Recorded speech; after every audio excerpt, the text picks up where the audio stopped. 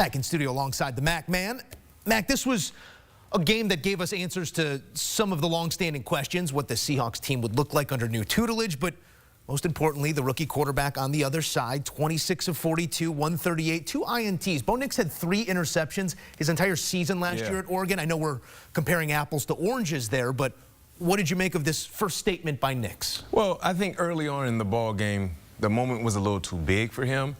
You look at some of the exotic pressures he was seeing from Mike McDonald defensively. It can confuse some of the best experienced quarterbacks in the National Football League, and they had success. What I liked about Bo Nix, in the fourth quarter, he settled down and he gave the Broncos hope.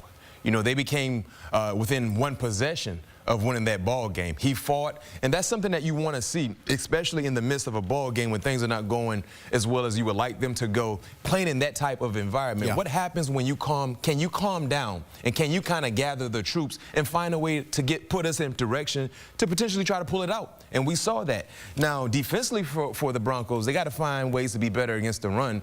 Kenneth Walker had a successful day, and of course, you talked about the long touchdown run by Geno Smith. That kind of jump-started the scoring efforts for the Seahawks. But in all, I understand when you look at Bo Nix, you see the 2 interceptions, something that you don't want to have to be a part of your game. But I love what he did in the fourth quarter to get the Broncos within one possession of winning it. 3 rookie quarterbacks got their starts, their debut here in Week 1. Caleb Williams, the only one to walk away with the win, and his effort left plenty to be desired as well. It's going to be a tough jump no matter who you are taking that step to the next level, and we saw that here from Nix in his first game at the NFL level. On the other side, Mike McDonald is the youngest coach in the NFL right now. He's 3 years and change older than his starting quarterback. He had a play caller in Shane Waldron that's not there anymore. He's in Chicago working with Caleb Williams. It's a whole lot of new, and it looked like the same Seahawks team that has been competitive these last couple of years. Is that Geno? Is that the standard? What do you attribute this consistency to? I think just the culture that has been established when you go back to the Pete Carroll days.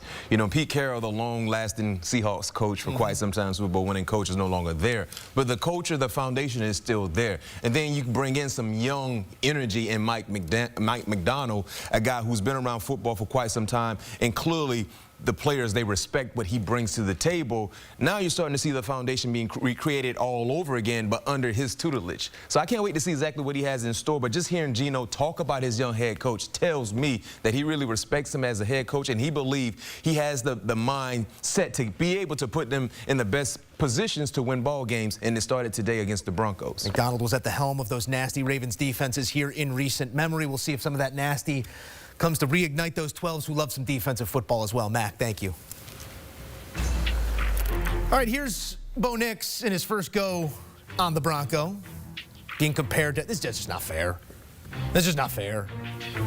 John Elway, all-time great. I mean, Elway played against Pittsburgh, so. That was the issue? Well, Elway 1 of 8 for 14 yards, as you could say, surpassed by Bo Nix in this game. But Nix, trial by fire with 2 INTs in his first NFL game.